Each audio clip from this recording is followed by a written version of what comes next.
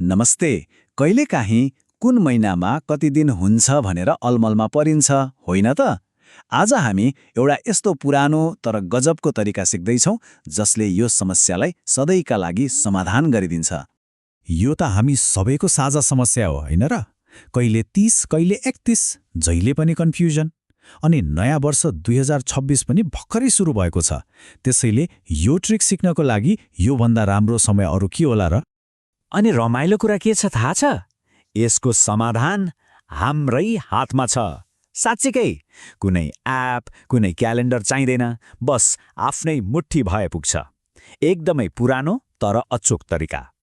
ल, अब सुरु गरौँ है त। यो तरिकाले कसरी काम गर्छ आउनुहोस् विस्तारमा हेरौँ।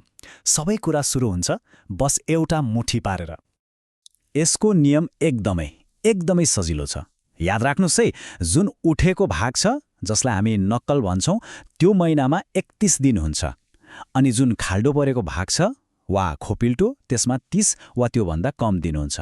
यति हो, नक्कल 31 दिन, खोपिल्टो कम दिन। ल, नियम त थाहा भयो। अब यसलाई प्रयोग कसरी गर्ने त?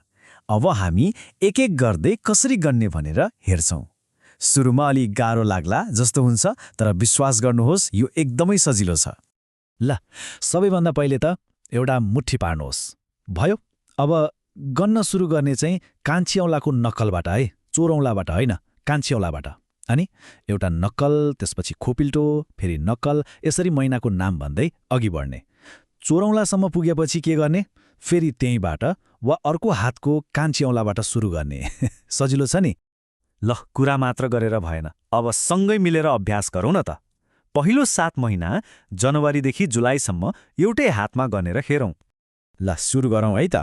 कान्छी औँलाको टुप्पो त्यो नक्कल, त्यो भयो जनवरी। नक्कलमा परेकोले 31 दिन। अब तल खोपिल्टोमा जाउँ। त्यो हो फेब्रुअरी, जसमा 28 दिन। फेरि माथि नक्कलमा मार्च 31 दिन, त्यसपछि तल अप्रिल 30 दिन, फेरि माथि मे 31 दिन, तल जुन 30 दिन, अनि अन्तिममा चोरौँलाको नक्कल जुलाई, जसमा पनि 31 दिन। अब आयो दोस्रो आधा, अगस्तदेखि डिसेम्बरसम्म। जुलाईपछि के गर्ने त? फेरि सुरुबाटै कान्छी औँलाको नक्कलबाटै सुरु गर्ने। अनि यहाँ एउटा गजबको कुरा छ है, जुलाई चोर औँलाको नक्कलमा सकियो अनि अगस्त फेरि कान्छी औँलाको नक्कलबाट सुरु हुन्छ। भनेपछि दुईटै महिनामा 31 दिन। ल, अब बाँकी महिना पनि सकाइहालौँ।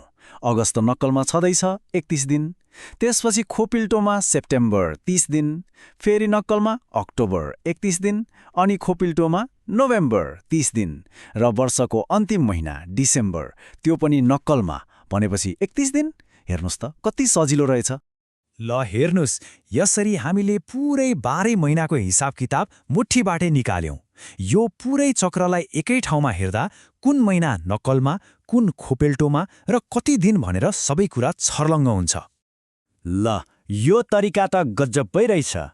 तर हरेक नियमको एउटा अपवाद हुन्छ, होइन त? हो, यो तरिकामा पनि एउटा सानो अपवाद छ, र त्यो विशेष महिना हो फेब्रुअरी। अब हामी यही फेब्रुअरी र लिप इयरको बारेमा कुरा गरौँ। हाम्रो नियमअनुसार फेब्रुअरी खोपिल्टोमा पर्छ, त्यसैले दिन कम हुनु स्वाभाविक हो। तर कहिलेकाहीँ यसमा 28 को सट्टा 29 दिन हुन्छन्। हो, यही 29 दिनले हामीलाई लिप इयर वा अधिक वर्षको कुरामा ल्याइपुर्याउँछ। अनि यो लिप इयर भनेको के हो त? खासमा पृथ्वीले सूर्यलाई एक चक्कर लगाउन ठिक 365 दिन होइन, लगभग 365 दिन र 6 घण्टा जति लगाउँछ। अब त्यही बचेको 6 घण्टालाई 4 वर्षमा जोड्दा पुरै एक दिन अर्थात् 24 घण्टा हुन्छ। हो, त्यही एक दिनलाई मिलाउन हरेक 4 वर्षमा फेब्रुअरीमा 29 दिन बनाइन्छ। हाम्रो यो मुठीको नियममा याद राख्नुपर्ने एउटा मात्र कुरा यही फेब्रुअरी हो। ल, तरिका त सिकियो, तर अब मुख्य कुरा, यो जानेर के फाइदा? यो सानो ट्रिक हाम्रो दैनिक जीवनमा कहाँ काम लाग्छ त? आउनुहोस् अब त्यसबारे कुरा गरौँ। यसको फाइदा त सोचीभन्दा धेरै छ। जस्तै पढाइको लागि रुटिन बनाउँदै हुनुहुन्छ, कुन महिना लामो छ थाहा पाउनु पर्यो। अफिसको कुनै डेडलाइन छ, 30 दिन कि 31 दिन, त्यसले फरक पार्छ। कतै घुम्न जाने योजना छ, वा हाम्रो सामान्य दैनिकीलाई व्यवस्थित गर्न पनि यो सानो जानकारीले ठूलो मद्दत गर्छ।